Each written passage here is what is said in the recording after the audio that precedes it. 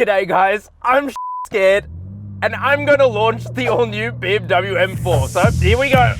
Oh my God. Oh! Oh!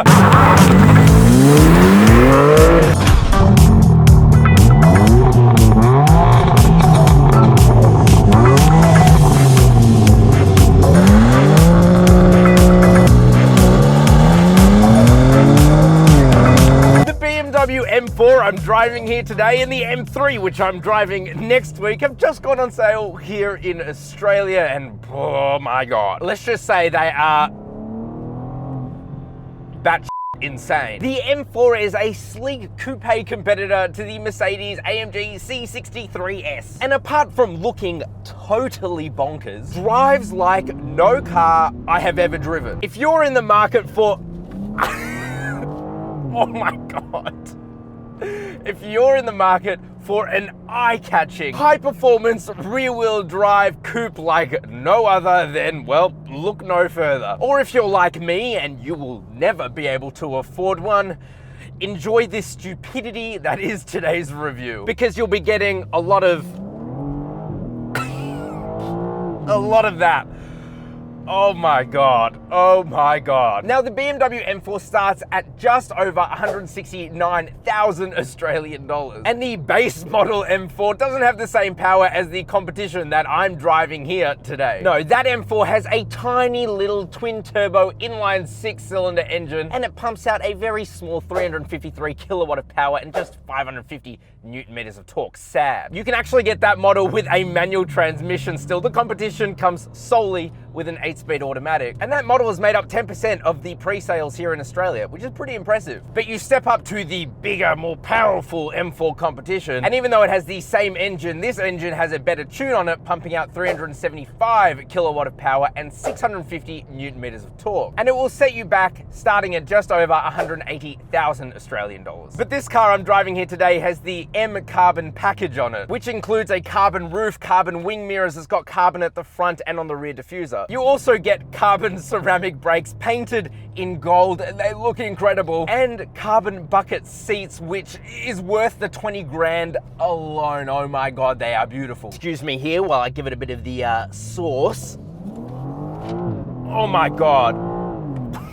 This guy's insane. Anyway, the BMW M4 competition, and if you option the automatic in the standard BMW M4, comes with an 8-speed ZF automatic torque converter transmission, which is interesting. They've gone away from the dual clutch of yesteryear. But it's pretty easy to understand why they're using this torque converter. It is so easy. These shifts are upshifting like no other torque converter I've ever experienced. It's just punching you forward, like you're punching you in the back of the head. You downshift, it's like instant.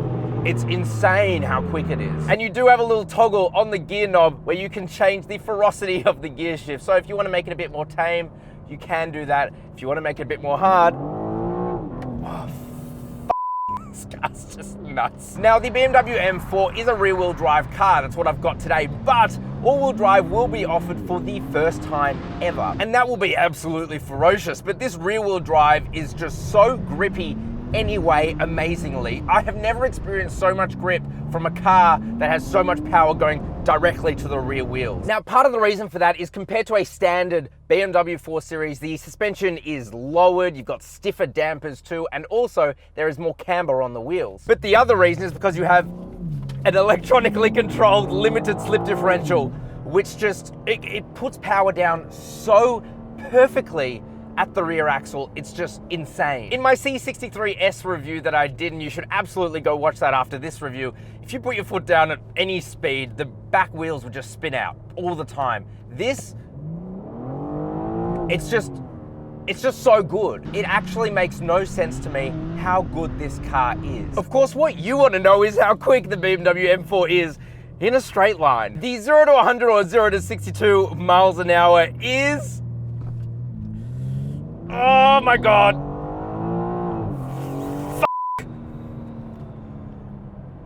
It's 3.9 seconds, but it's actually closer to 3.6 seconds. I'm genuinely speechless. I'm like, Genuinely. Anyway, we'll get back to how it drives soon. For now, let's talk about the most controversial part, which is how it looks. Now, not only is this the fastest BMW M4 ever made, it is also the most controversial. I personally love it, especially after spending more time with it. At first I was like, but once you see it in person, it's just like, my God. But I totally understand and respect if you don't like it, because it is, well, it's very divisive. Let's start with the grille, okay? It's the big kidney grills. We know it, we love it, or we hate it, but it's actually not that much bigger than its competitors. Me personally, I think it looks absolutely incredible, especially, as I said, once you see it in person, it's amazing. It's huge, it's chunky, it's aggressive. Up top, it's got like these cutouts too to make it even more aggressive looking. And I just think it looks great. A little bit weird straight from side on, but front on, wow. The lights are LED laser headlights, which are matrix LED technology, incredibly bright. They also do a little dance when you walk up to the car and unlock it. It's cool. I love the daytime running lights. Bright high beams, low beams, they're great. Excuse me here while I give a bit of a sauce. Yes! Then of course you have heaps of aero up front, it's all real, and you have carbon bits there too, so it's all very cool. Moving to the side, and the side is beautiful too, of course. You do have a weird fake vent, I don't know why that's there, but otherwise everything else, very real. Now take a look at these wheels, they are majestic. It's the classic double spoke M wheels, 19 inch at the front, 20 inch at the rear. But most striking of all is the gold painted ceramic brakes, which just contrast so well with the wheel. They are absolutely gigantic brakes too. Boy, do they stop this car. But otherwise, it's a very good looking coupe from the side frameless windows, of course. And it's a very neat design, if not a little bit on the conservative side. The rear though is back to being bonkers. The first thing you notice is the carbon fiber boot lip spoiler, which of course you get as part of that carbon package. You get the M4 Competition badge, which just looks amazing. The rear LED lights are very nice, big, bright. Nothing particularly special about them, but they look good. But what is totally special is the fully carbon rear diffuser, which is huge, it is chunky, it is scary, and houses the quad exhaust tailpipes, which are huge, and they're very real. So real, in fact, you should take a listen for yourself.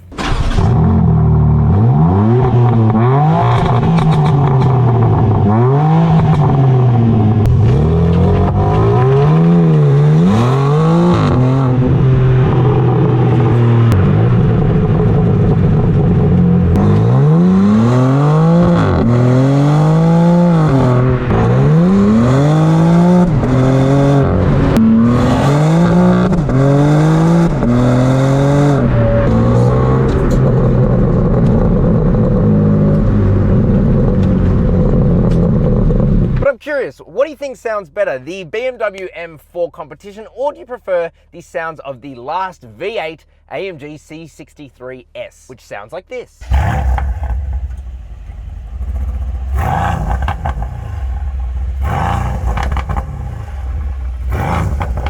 Go down into the comment section and let me know your thoughts, I'm curious. Now I do want to move on to the interior, but before we do, please do go down there and hit the subscribe button and that notification bell so you can see as soon as I release awesome car reviews like this. And while you're down there, please do hit that like button, it really does help the channel out, thank you. So what about the interior? Well, first I want to start with the overall look, layout and feel. One of my favorite things about BMW is that you can spec the interior to an insane spec, which is exactly what this press unit has been spec'd in. Take a look at this wild merino leather interior. It's called, yes, merino blue black interior, and it is phenomenal. And as you can see, I'm wearing a t-shirt to match the ostentatiousness of this interior. Excuse me while I give it some ostentation sauce. Oh my God. Oh my God. Anyway, as you would expect for a car that costs over 200 grand, you do get a beautiful interior. I've spent quite a bit of time in the AMG C63 and this interior is just, it's like on another level. There are of course soft touch materials absolutely everywhere, and everywhere that you touch is merino leather, which is one of the nicest leathers you can buy. And it shows because it's just so nice to touch. It's insane. Look at the doors. They're just incredible. And not only that, it's all put together so well. There's no rattles, squeaks, anything like that, and I experienced that in the AMG C63. Again, this interior is on another level, and it looks insane, but it suits the character of this car so much. There's other things too, of course. You get carbon fiber within the interior, though you can spec that out to different things if you want. Don't though, because this carbon is beautiful. The center console is absolutely incredible. The gear selector is just so beautiful. It's got the M badge embossed into it. The stitching that goes around it is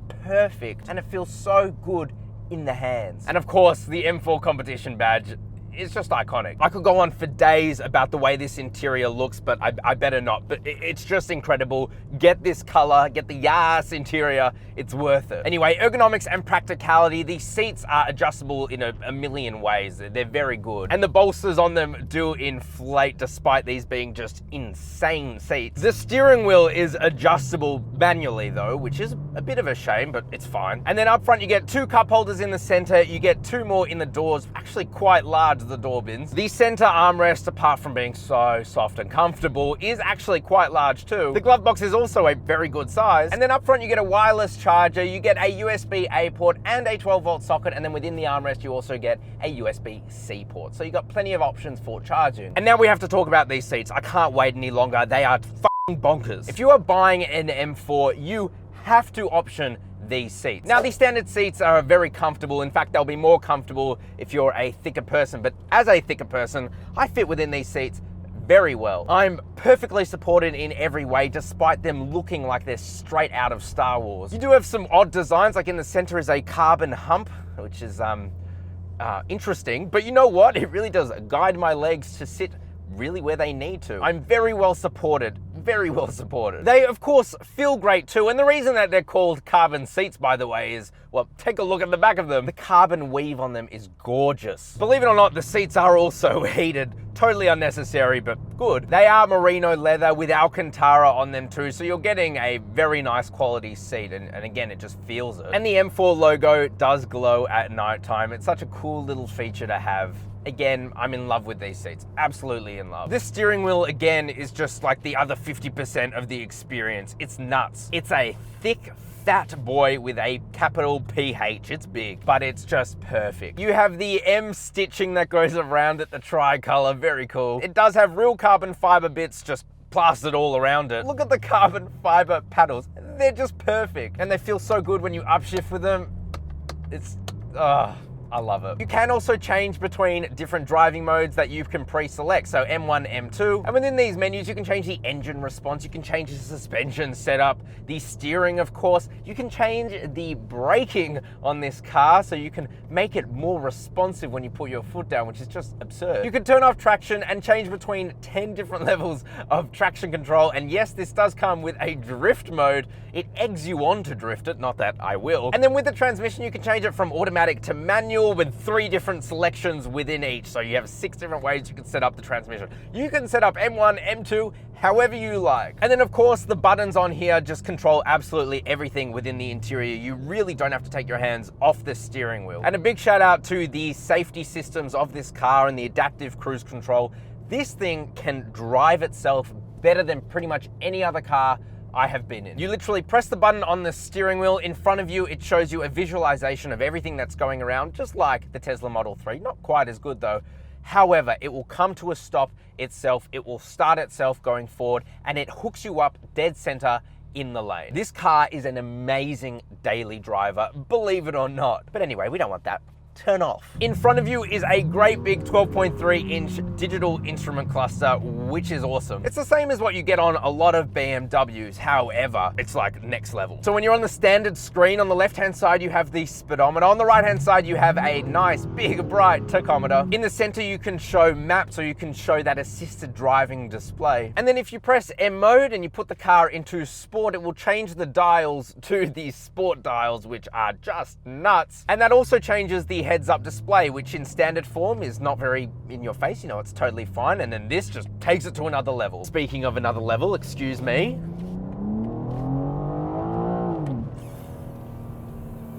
But yeah, it's super crisp, bright, color accurate. I actually really like this screen. It's not as customizable as in Mercedes and Audi, but honestly, it's pretty much just as good. And then of course you get the 10.25-inch infotainment display, which again is just one of the best out there. First of all, it is BMW iDrive, and that means that you can control it through this amazing knob right down in the center console. It's so easy and intuitive to use. It is touchscreen too, so if you want to do that, you can, but I always find myself going for these controls down here. You of course get navigation, digital radio, Android Auto, and Apple CarPlay. And Android Auto and Apple CarPlay are wireless, which is a nice touch. The sound system is Harman Kardon, by the way. Beautiful sound system, sounds really good. And otherwise, it's just very color accurate, bright, responsive to the touch, just like the instrument cluster. And yeah, I've just got no complaints about it at all. Now, of course, being a M4, you do get rear seats. And despite what everyone thinks, it's actually quite comfortable back there. At 5'11", I have plenty of leg room, pretty good toe room too, and headroom is totally fine, despite being a coupe. And you do get a great view being able to see the front bucket seats. But it's really comfortable back there. You have the same merino leather as up front. And yeah, I've just got zero complaints. And then in terms of boot space, you have 445 liters of boot space. You can put the rear seats down too if you want to get even more. It's very good. Now back to driving, and it just handles so well. You have so much confidence in this BMW M4. Steering is of course heavy. It's very heavy, as you would expect, and you wouldn't want anything else, to be honest. You can change it between comfort and sport, but I'm keeping it in sport because it's just so precise. Where you point the car, it goes. The handling of the M4 is like nothing else. Nothing. The chassis control and the stiffening they have poured into the M4 has worked wonders because this car just turns around you. Unfortunately, I was unwell and I wasn't able to go to the launch of the M4 at the Phillip Island racetrack, and I wish I was there because this thing would just be nuts around that track. Suspension too is absolutely on the stiff end, even in comfort. I'll put it into the comfort settings now, and it's all right. Now, for most people, they're gonna be driving around town. So if you are one of those people that wanna drive it in comfort mode for pretty much everything, you can absolutely do that. In comfort mode, everything is just, well, very comfortable. Suspension is still absolutely on the stiff side. There's no getting around it. You can't defy physics, but it's totally adequate if you do want a comfortable ride. The handling does slack off a little bit, but it's still quite stiff, and it really does become a very good daily driver. Of course, though, we don't want that. We put it back into sport mode. That's where you want this car. In this mode, everything's turned up to 100. But that's how you want it. And it just, I can't get rid of the smile on my face. I've been driving this car for a week now, and I look at it and I drool every time I see it because I'm like, wow, it looks great. Wow, it's awesome on the inside. And I'm gonna have a lot of fun on this drive, even if it is to the local Woolies. Now, to answer the question of, is it worth it? If you have 200 grand to spend on a performance car, absolutely the BMW M4 is worth it. In my opinion, it is better than the outgoing Mercedes-AMG C63S, which I reviewed, and it has so much more character than an Audi RS4. Truly get an amazing, amazing car that drives like nothing else I have ever driven. And next week I am reviewing the BMW M3, so definitely do subscribe so you can see as soon as that one comes out. But I want to know what you guys think, so go down in the comment section below and let me know, what do you think of the BMW M4? Do you love it or do you hate it? I'm curious. And while you're down there, definitely do subscribe and hit the notification bell so you can see as soon as I release an awesome new car review like this every week. Like the video too, of course, it really helps the channel out. And as always, I'll see you next week.